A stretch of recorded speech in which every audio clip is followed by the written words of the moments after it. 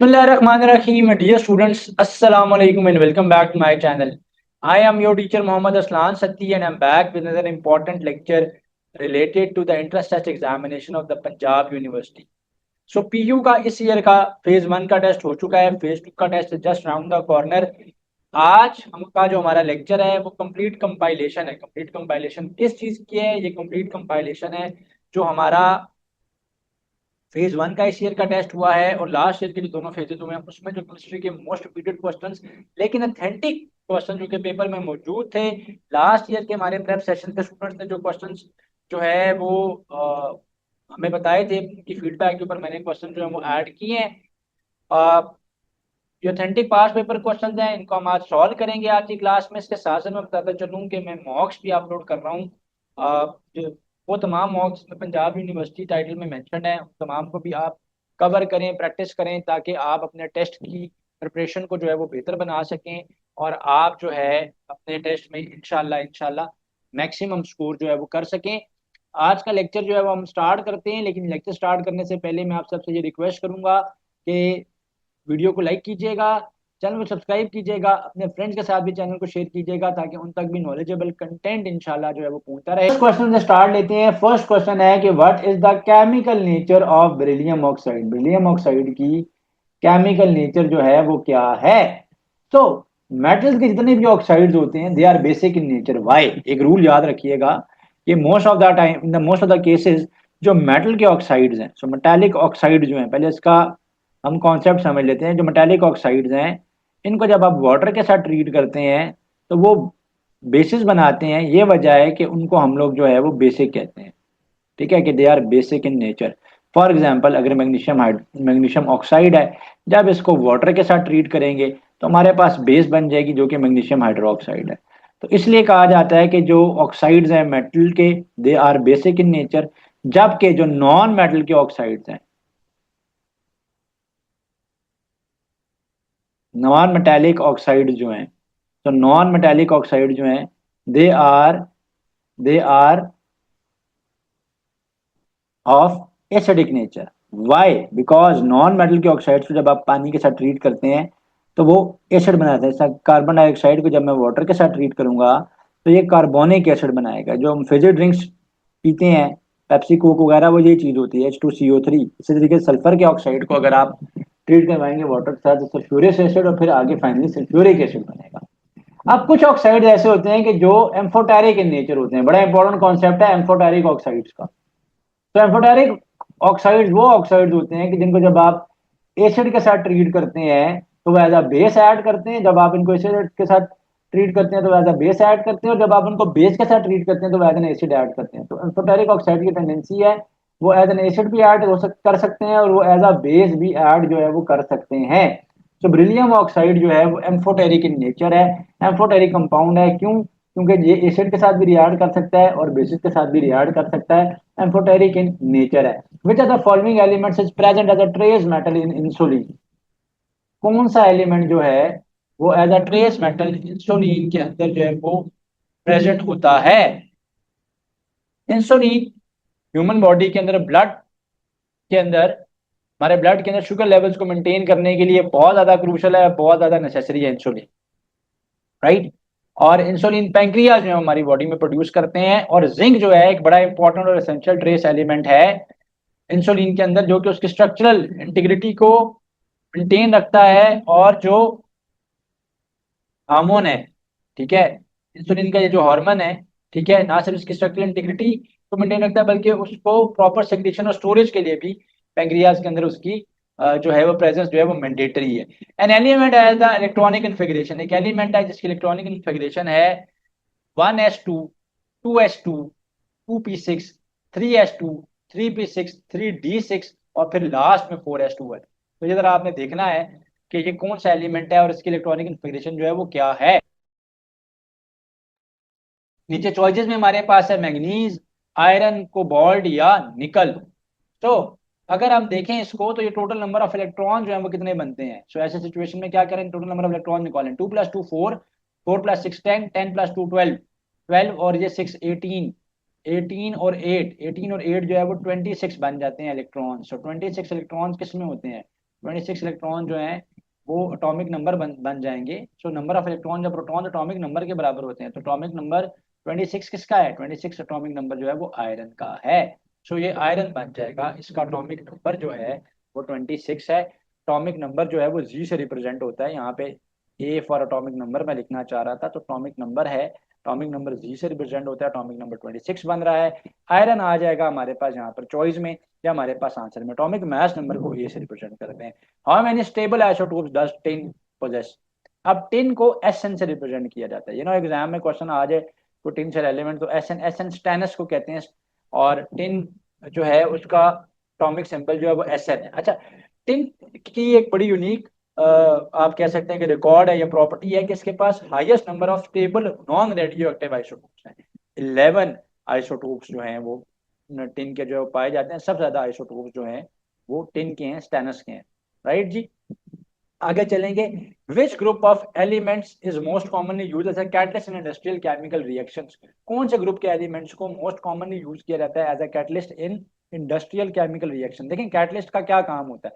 Catalyst की presence की वजह से जो रिएक्शन होता है वो, कैटलिस्ट जब प्रेजेंट होता है तो रिएक्शन की जो एक्टिवेशन एनर्जी होता है उसको लोअर कर देता है, and without taking part in side the chemical reaction वो क्या करता है कि वो रिएक्शन को परफॉर्म करवाता है। तो जो ट्रांजिशन एलिमेंट्स हैं, डी ब्लॉक के जो मेटल्स हैं, उनके उनके वेरिएबल ऑक्सीडेशन स्टेट्स होती हैं। ये वजह है कि वो बहुत ज्यादा फीजेबल है या सूटेबल है for acting as a catalyst during industrial chemical reactions. For example अगर हम बात करते हैं हैबर प्रोसेस की, ठीक है, तो आयरन जो है वो हैबर प्रोसेस में एज ए कैटलिस्ट यूज हो रहा है। रेडियम पेंटॉक्साइड P2O5 जो है वो यूज होता है in the contact process. Contact process जो है वो सल्फ्यूरिक एसिड को बनाने का प्रोसेस है। तो वनेडियम हो गया V2O5, वनेडियम पेंटॉक्साइड, मैंने बताया ना कि कॉन्टैक्ट प्रोसेस जो कि सल्फ्यूरिक एसिड की प्रेजेंस को बनाने का प्रोडक्ट का प्रोसेस है, वहां पर यूज हो रहा है। हैबर प्रोसेस में आप अमोनिया गैस बनाते हैं, 1 पार्ट नाइट्रोजन 3 पार्ट हाइड्रोजन को आप कंबाइन करते हैं और अमोनिया बनता है। ठीक है, हैबर प्रोसेस के अंदर आयरन जो है वो एज अ कैटलिस्ट जो है वो यूज होता है। So iron as a catalyst use होता है। तो ट्रांजिशन एलिमेंट जो है ये most commonly used chemical catalyst, most commonly used catalyst है in the chemical in industrial chemical reaction. Next question है question number 6। Alkyl halides are commonly prepared from alkanes by which reaction? Alkyl halides को किस तरह से prepare किया जाता है? Alkyl halides देखें, अल्काइल हैलाइड्स अल्केन से बनते हैं, और जब आप अल्केन्स के हेलोजिनेशन करते हैं तो they convert into alkyl halides. So अगर एक अल्केन है, फॉर एग्जांपल मीथेन है मेरे पास, तो अल्केन में से जब एक हाइड्रोजन रिमूव हो जाता है तो एक हाइड्रोजन जब इसमें से माइनस हो जाता है तो ये अल्काइल रेडिकल बन जाता है, CH3 बन जाता है। अब इसके साथ जब हम एक हैलोजन अटैच कर देंगे तो ये क्या हो जाएंगे? अल्काइल हैलाइड्स बन जाएंगे। अल्काइल हैलाइड्स में हैलोजन ग्रुप प्रेजेंट होता है, ग्रुप 7A से ये बिलोंग करते हैं, सॉल्ट फॉर्मर्स हैं। इसमें जो है वो क्लोरीन, ब्रोमीन, आयोडीन, क्लोरीन वगैरह हैं, लेकिन ज्यादा जो स्टेबल अल्काइल हैलाइड्स बनते हैं वो हाइड्रोजन के और ब्रोमीन के बनते हैं। शुभार हेलोजिनेशन जो है ये प्रोसेस कहलाता है addition of halogens. What is the general formula of alkynes? Alkynes का जनरल फॉर्मूला क्या है? CnH2n+2 नहीं भाई, ये अल्केन्स का जनरल फॉर्मूला है। ये जो फॉर्मूला है ये अल्काइंस का है। अल्काइंस में कार्बन कार्बन डबल बॉन्ड होता है, और ये जो जनरल फॉर्मूला है ये अल्कीन्स का है, और अल्कीन्स के अंदर कार्बन कार्बन ट्रिपल बॉन्ड जो है वो प्रेजेंट होता है। Which compound readily undergoes sulphonation? कौन सा कंपाउंड इनमें से क्विकली जो है वो सल्फोनेशन के प्रोसेस से गुजर जाता है? सल्फोनेशन क्या है? सल्फोनेशन के अंदर आप क्या करते हैं, इलेक्ट्रोफिलिक सब्स्टिट्यूशन रिएक्शन है ये, और SO3 की एडिशन जो है वो की जाती है। तो बेंजीन जो है इजीली रिएक्ट कर जाता है with sulphuric acid plus SO3 at the room temperature, और उसके से वो क्या करता है कि बेंजीन सल्फोनिक एसिड बनाता है। तो बेंजीन जो है वो रेडिली अंडरगोज सल्फोनेशन। तो रीजन भी बता दी मैंने। Cholesterol serve as a precursor for the biosynthesis of which vitamin? Cholesterol जो है किस बायोसिंथेसिस प्रोसेस के अंदर, किस विटामिन की बायोसिंथेसिस प्रोसेस के अंदर एज अ प्रीकर्सर जो है वो ऐड कर रहा होता है? Question number 9। सो कोलेस्ट्रॉल जो है वो विटामिन डी हमारी बॉडी सनलाइट से प्रोड्यूस करती है, और विटामिन डी की प्रोडक्शन के अंदर कोलेस्ट्रॉल जो है वो विटामिन D3 में कन्वर्ट होता है। ठीक है, कोलेस्ट्रॉल का एक डेरिवेटिव है, उसको कहते हैं 7 डिहाइड्रो कोलेस्ट्रॉल। वो it undergoes chemical conversion to produce vitamin D3 in the human body, so it acts as a precursor. So cholesterol serves as a precursor in for the biosynthesis of vitamin D. Precursor क्या होता है? Precursor जो है वो building block को कहते हैं। ठीक है, सो ऑर्गेनिक कंपाउंड जब अपनी लेंथी चेन्स बनाते हैं, अपनी लॉन्ग चेन्स बनाते हैं, तो जो उनका फंडामेंटल बिल्डिंग ब्लॉक होगा एज अ प्रीकर्सर जो है वो कहलाता है। What happens to the rate of a chemical reaction in the surface area of the reactant is increased. अगर आप रिएक्टेंट के सरफेस एरिया को इंक्रीज कर देंगे तो उससे क्या फर्क पड़ेगा on the rate of the chemical reaction? लेकिन जब टोटल सरफेस एरिया ज्यादा हो जाएगा तो ज्यादा रिएक्टेंट मॉलिक्यूल्स आपस में कोलाइड कर सकेंगे एट द सेम टाइम, जिसकी वजह से क्या होगा? रेट ऑफ कोलिजन बढ़ जाएगा। जब रेट ऑफ कोलिजन बढ़ेगा तो रिएक्शन जो है वो स्पीड अप हो जाएगा। So a larger surface area means more collisions, more collisions means more collisions, and more collisions mean speedy rate of reaction. Speedy reaction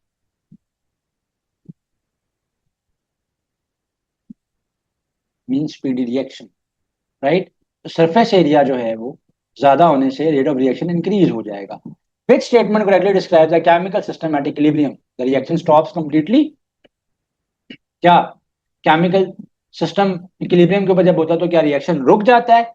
नहीं, rate of forward reaction, rate of reverse reaction जो है वो same हो जाता है।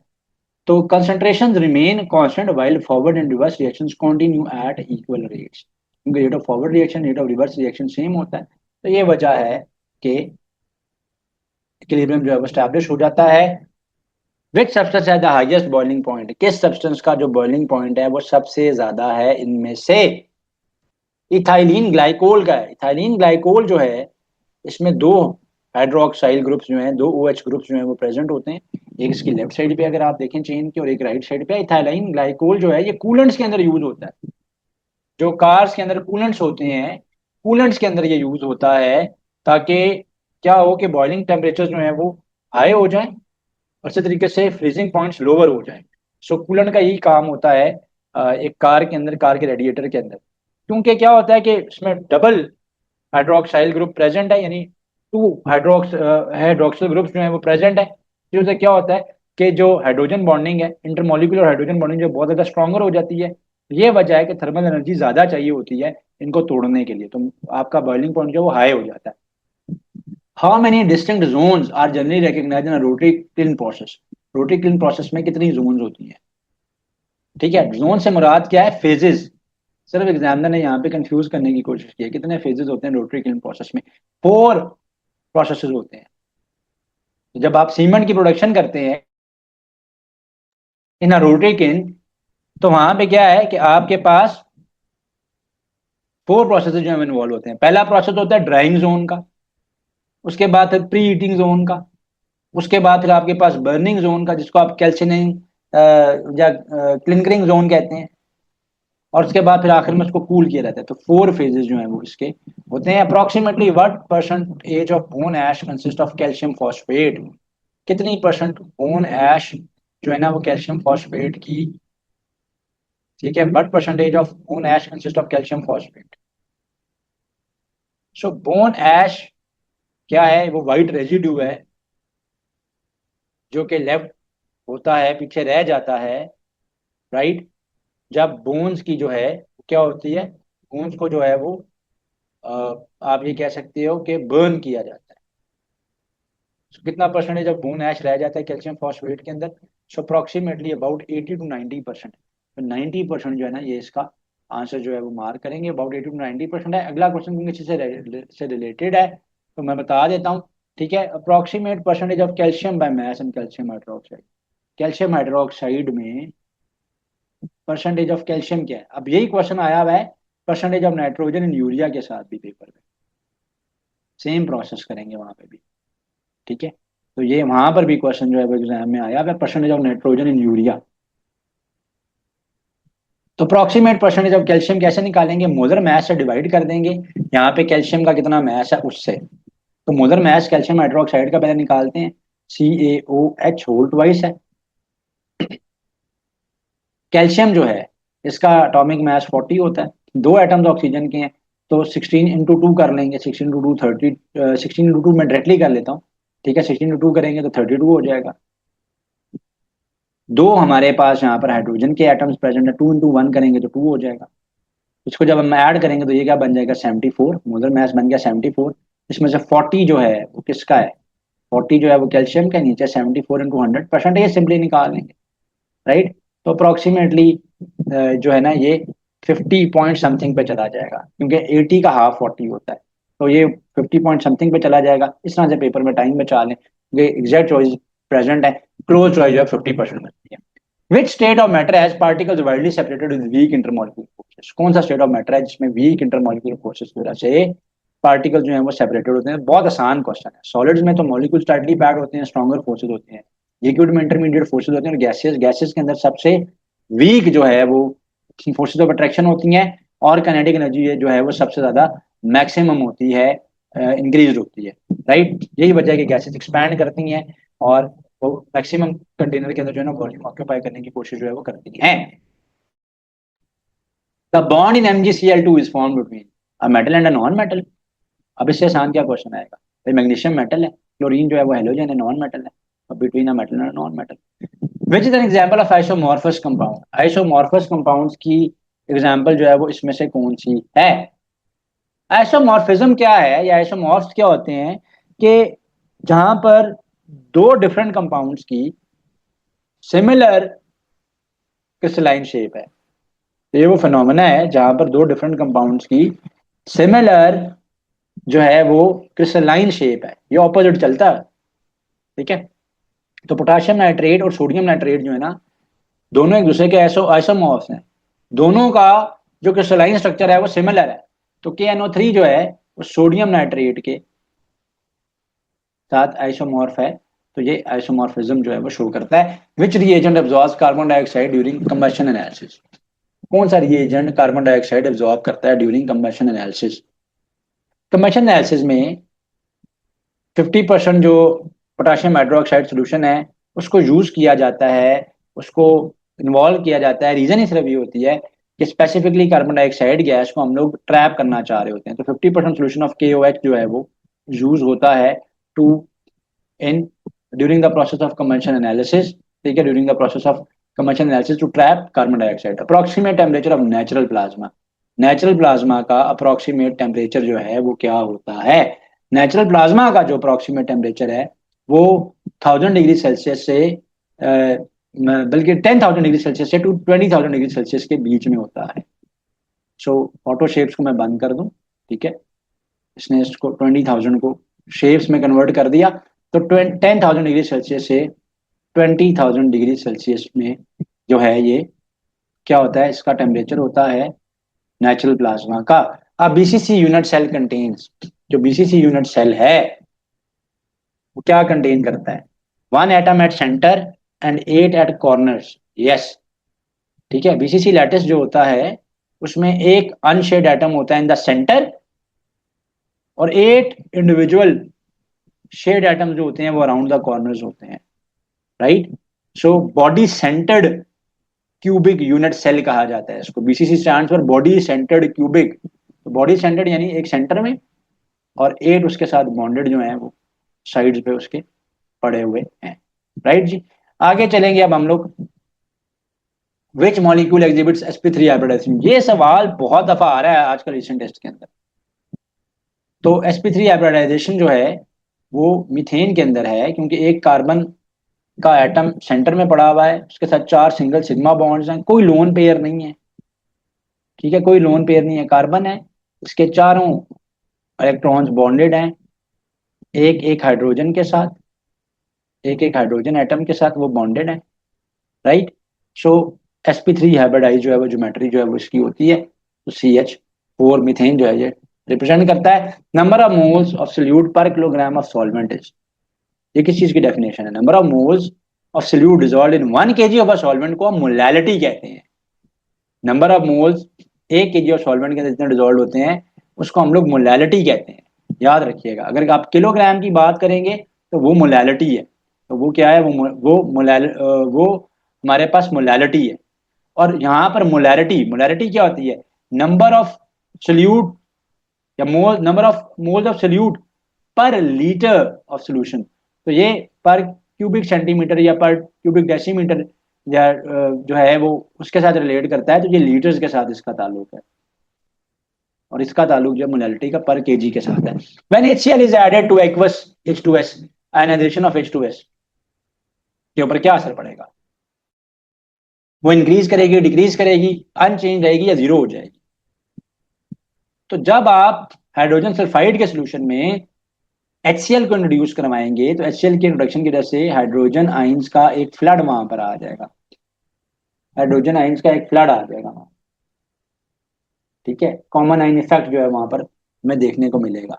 और hydrogen ions का का जो इंट्रोडक्शन है, ठीक है, उससे क्या होगा, उससे क्या होता है कि आपका जो रिएक्शन है, वो रेट ऑफ रिएक्शन जो है वो आपका डिक्रीज हो जाएगा, स्लो डाउन हो जाएगा, आयनाइजेशन जो है वो उसकी H2S की स्लो डाउन हो जाएगी। क्योंकि ये भी H पॉजिटिव आइन दे रहा है, ये भी दे रहा है, लेकिन ये एसिड है, जल्दी डिजोल्व हो जाता है, तो ये उसकी आयनाइजेशन को डिक्रीज करेगा। Which is a colligative property, which of the following is a colligative property. देखिए कोलिगेटिव प्रॉपर्टी का ताल्लुक जो होता है नंबर ऑफ सल्यूट मॉलिक्यूल्स जो या मोल जो प्रेजेंट है उनके साथ होता है, सल्यूट पार्टिकल्स के साथ होता है, लेकिन उनकी केमिकल आइडेंटिटी के साथ नहीं होता, याद रखना है। तो बॉइलिंग पॉइंट जो है बड़ी एक common elevation of boiling point जो है बड़ी प्राइम एग्जाम्पल है कॉलिगेटिव प्रॉपर्टी की।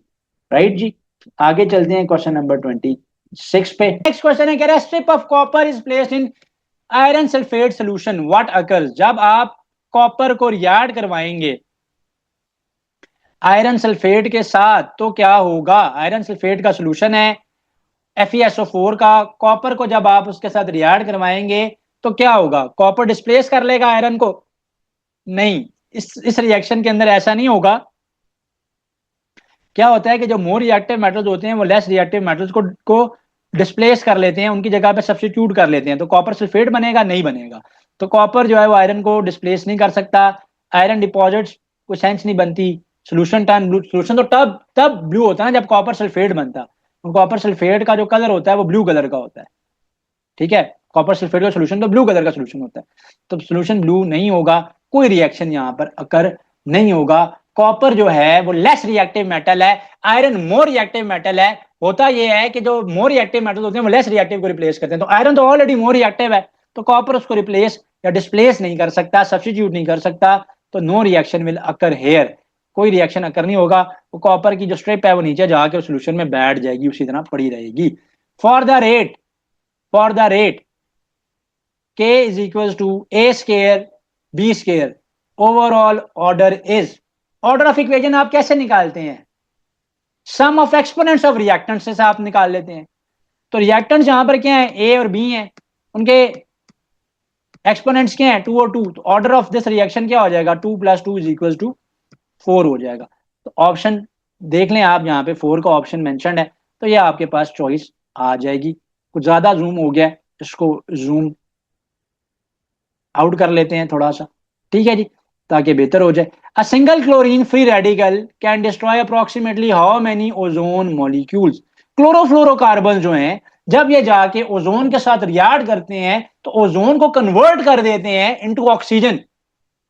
ओजोन का बड़ा क्रूशल रोल है हमारे एटमॉस्फेयर में, because it blocks the harmful ultraviolet radiations coming from the sun, and वो उनको ब्लॉक कर देते हैं, उनको इंटर नहीं होने देते हमारे एटमॉस्फेयर में। तो कह रहे हैं कि एक सिंगल जो क्लोरीन फ्री रेडिकल है वो कितने ओजोन मॉलिक्यूल्स को डिस्ट्रॉय कर सकता है। इसके रिएक्शन में क्या होता है कि क्लोरीन का रेडिकल यहाँ पे कैटलिस्ट के तौर पे ऐड कर रहा होता है, वो क्या करेगा, वो ओजोन को कन्वर्ट कर देगा इनटू, ओजोन को O3 को वो कन्वर्ट करेगा इनटू ऑक्सीजन, और दोबारा क्या हो जाएगा, फिर सेपरेट आउट हो जाएगा। वो जो नेसेंट क्लोरीन है, वो जो रिएक्टिव क्लोरीन है, वो फिर सेपरेट आउट हो जाएगी। अगेन वो दोबारा अगले ओजोन मॉलिक्यूल को अटैक करेगा, उसको भी कन्वर्ट कर देगा इनटू ऑक्सीजन और खुद फिर लिबरेट हो जाएगा, फिर वो रिएक्टिव फॉर्म में उसी तरह तो वो ओजोन को कन्वर्ट करता जाएगा। तो मोर देन 100,000 जो है ना वो ओजोन मॉलिक्यूल्स को कन्वर्ट कर सकता है, इसकी कोई लिमिट नहीं है। साइक्लिक रिएक्शन है, चेन रिएक्शन है, आप ये समझिए कि चलता ही रहेगा।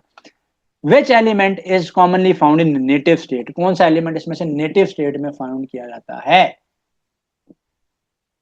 ठीक है, तो प्योर एलिमेंटल फॉर्म में सोडियम तो कंबाइंड फॉर्म में होता है, मैग्नीशियम भी कंबाइंड फॉर्म में होता है, कैल्शियम भी कंबाइंड फॉर्म में होता है, सोडियम क्लोराइड है, मैग्नीशियम क्लोराइड है, मैग्नीशियम हाइड्रोक्साइड है, कैल्शियम हाइड्रोक्साइड है। गोल्ड जो होता है वो नेटिव स्टेट में यानी अपनी प्योर स्टेट में यूजली जो है वो मिल जाता है। और गोल्ड का सिंबल क्या है? AU है। तो हो सकता है कि वो सिंबल्स मेंशन कर देता, पास्ट पेपर्स में तो उसने नाम लिखे हुए, हो सकता है कि नेक्स्ट एग्जाम में अगर इतना का कोई क्वेश्चन रिपीट हो सिंबल्स मेंशन कर, तो गोल्ड का symbol AU, magnesium sodium calcium का तो आपको आते हैं इजी है। कैरेक्टरिस्टिक रिएक्शंस ऑफ अल्कीन्स क्या होते हैं?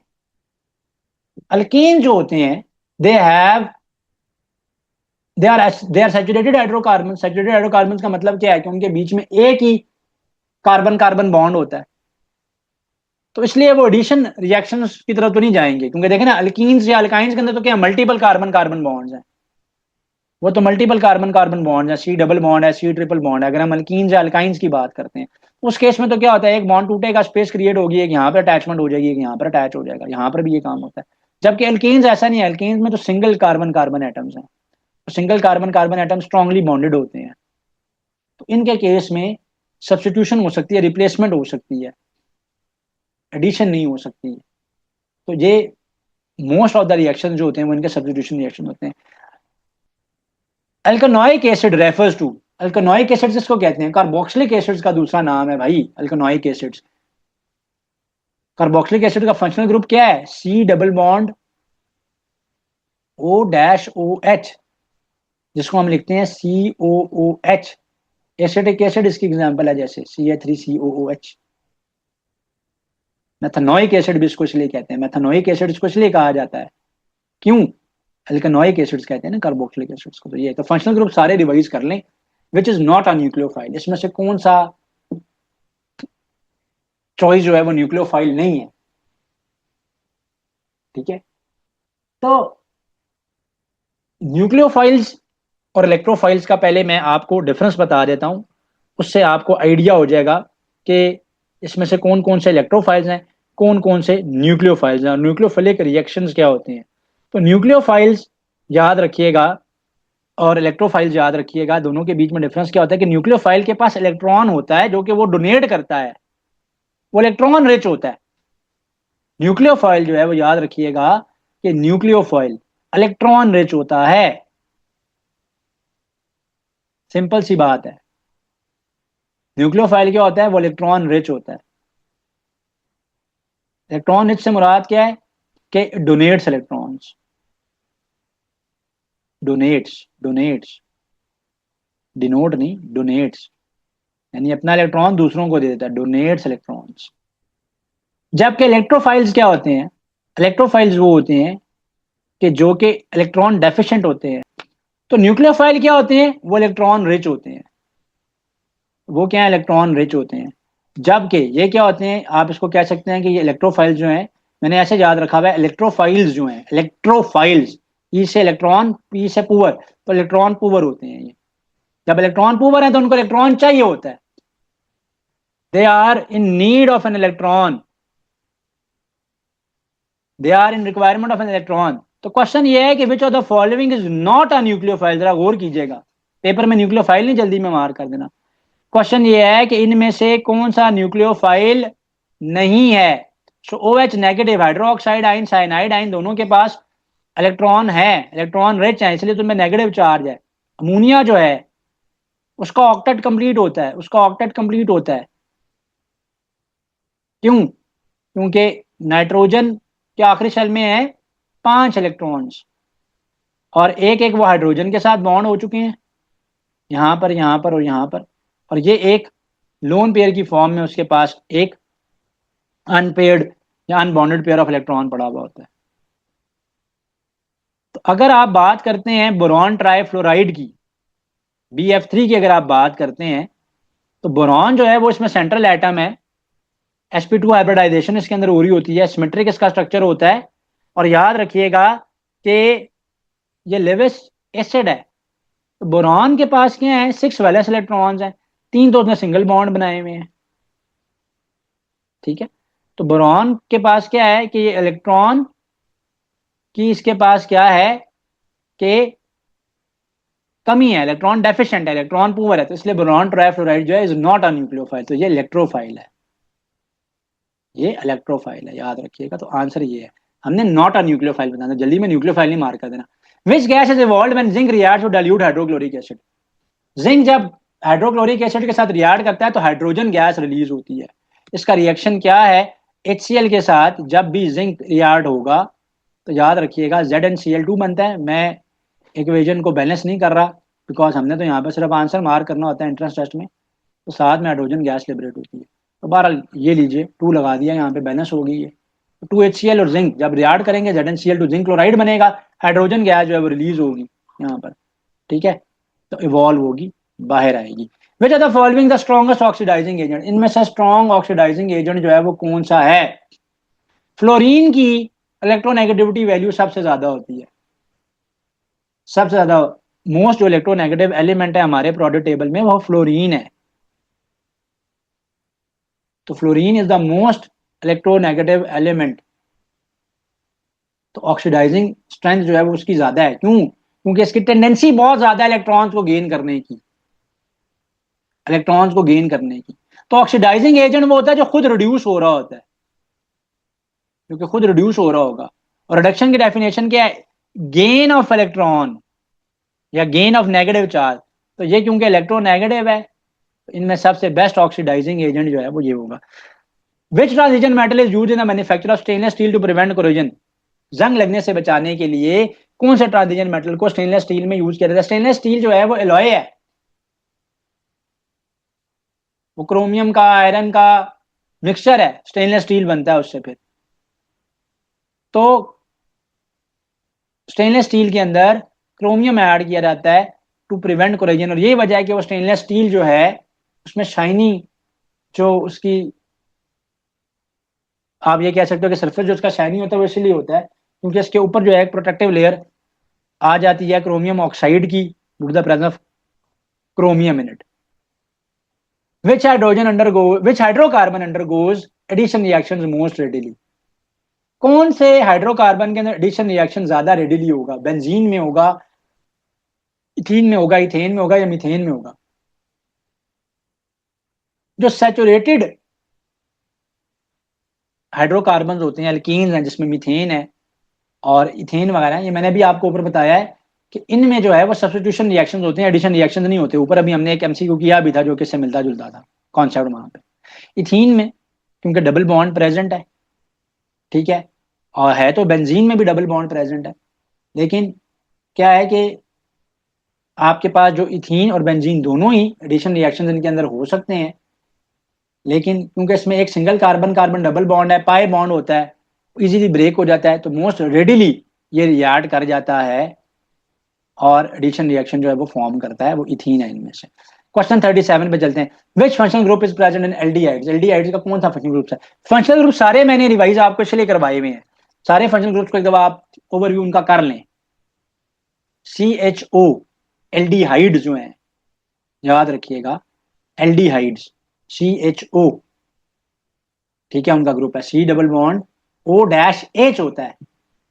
तो कार्बन का डबल बॉन्ड होता है इसमें ऑक्सीजन के साथ, और यहाँ पे H होता है, और H जहां पे आ जाए तो फॉर्मल्डिहाइड बन जाता है। तो CHO जो है वो इनका फंक्शनल ग्रुप है। Which are the following compounds exhibits hydrogen bonding. इनमें से किस में हाइड्रोजन बॉन्डिंग होती है। अमोनिया के अंदर होती है हाइड्रोजन बॉन्डिंग। हाइड्रोजन बॉन्डिंग के लिए हाइड्रोजन एटम जो है वो किसी इलेक्ट्रोनेगेटिव एलिमेंट के साथ बॉन्ड हुआ होना चाहिए, तो नाइट्रोजन इसमें इलेक्ट्रोनेगेटिव है, तो ये हाइड्रोजन बॉन्डिंग एग्जिबिट करेगा। ठीक है, अच्छा जी, the pH of a neutral solution at 25 degree Celsius. बड़ा पॉपुलर क्वेश्चन, बहुत दफा रिपीटेड क्वेश्चन रहा। तो जो पीएच है न्यूट्रल सॉल्यूशन का एट 25 डिग्री सेल्सियस वो कितना होगा। So pH of a neutral solution at 25 degree Celsius जो है वो 7 होता है। एब्सोल्युटली जो न्यूट्रल रिएक्शन है वो 7 होता है। क्यों? क्योंकि उसमें हाइड्रोक्साइड और हाइड्रोजन आयंस की जो कंसंट्रेशन होती है वो एग्जैक्टली इक्वल हो जाती है। तो क्योंकि ये नेगेटिव लॉग होता है ऑफ द हाइड्रोजन आयंस, तो इसके ऊपर जो कंसंट्रेशन होती है 1 × 10⁻⁷ होती है। जब आप इसका नेगेटिव लॉग लेंगे ना, माइनस में लॉग लेंगे, तो माइनस लॉग ऑफ 10⁻⁷ हो जाएगा। ये 1 × 10⁻⁷ को आप 10⁻⁷ कर लें। लॉग का रूल है कि पावर स्टार्ट में आकर क्या हो जाती है, मल्टीप्लाई हो जाती है। तो minus minus plus plus 7 log 10 क्या होता है, 1 होता है। तो 7 × 1 कर लेंगे, 7 आ जाएगा। तो जो प्योर सोल्यूशन है, जो न्यूट्रल सोल्यूशन है 25 डिग्री सेल्सियस के ऊपर, पीएच उसका 7 होगा। कंसंट्रेशन हाइड्रोजन आयन से कितनी होगी, 1 × 10⁻⁷ जो है ना, वो उनकी मोलैरिटी होगी। Which gas is primary responsible for acid rain? Acid rain क्यों कॉज होती है? एसिड रेन इसलिए कॉज होती हैं कि ऑक्साइड जो है ना, सल्फर के, और आप ये कह सकते हो कि इस तरह के डिफरेंट जो पोllutants हैं, उनके ऑक्साइड जो हैं वो हवा में स्टक हो जाते हैं। जब फॉसिल फ्यूल्स बर्न हो रहे हैं, इंडस्ट्रियल प्रोसेसेस हो रहे हैं, जब बारिश होती है, बारिश से वो रिएक्ट करते हैं, नीचे आ जाते हैं। तो जब भी नॉन मेटल का ऑक्साइड जब भी कंबाइन करेगा पानी के साथ, वाटर के साथ, तो वो क्या प्रोड्यूस करेगा, वो प्रोड्यूस करेगा एसिड। तो सल्फर डाइऑक्साइड जब पानी के साथ रिएक्ट करेगा, रेन के साथ, तो सल्फ्यूरिक एसिड बनाएगा, और एसिड रेन जो है वो कॉज होगी। According to Le Chatelier's principle, increasing the pressure favour the side with. Le Chatelier's principle क्या कहता था? लिचाटलियस प्रिंसिपल कहता क्या है? लिचाटलियस प्रिंसिपल ये कहता है कि अगर एक रिएक्शन इक्विलिब्रियम में है, आप उसकी कंसंट्रेशन को, टेम्परेचर को या प्रेशर को चेंज करेंगे, तो वो रिएक्शन ऐड करेगा इन अ वे कि वो उस चेंज को अपोज करेगा। तो according to Le Chatelier's principle, increasing the pressure favour the which side of the reaction. तो क्या होगा रिएक्शन में? ठीक है, जब आप प्रेशर को इंक्रीज करेंगे, ठीक है, जब प्रेशर ज्यादा होगा, कंप्रेशन होगी, तो उसमें क्या होगा कि केमिकल इक्विलिब्रियम जो है वो उस डायरेक्शन की तरफ मूव करेगा जहां पे लेसर गैस मॉलिक्यूल जो है प्रोड्यूस होंगे। तो लिचार्डियर प्रिंसिपल कहता है अगर आप रिएक्टेंट के कंसंट्रेशन बढ़ाएंगे तो रिएक्शन फॉरवर्ड जाएगा, अगर आप प्रोडक्ट की बढ़ाएंगे तो रिएक्शन रिवर्स जाएगा। और टेम्परेचर और प्रेशर के लिए वो क्या कहता है कि जब आप प्रेशर इंक्रीज करेंगे, तो प्रेशर इंक्रीज करने से क्योंकि कंप्रेशन होगी, सिस्टम कंप्रेस हो जाएगा, ठीक है, केमिकल इक्विलिब्रियम जो है वो डिस्टर्ब होगा, और ये उस डायरेक्शन में जाएगा जहां पे प्योर गैस मॉलिक्यूल्स प्रेजेंट है।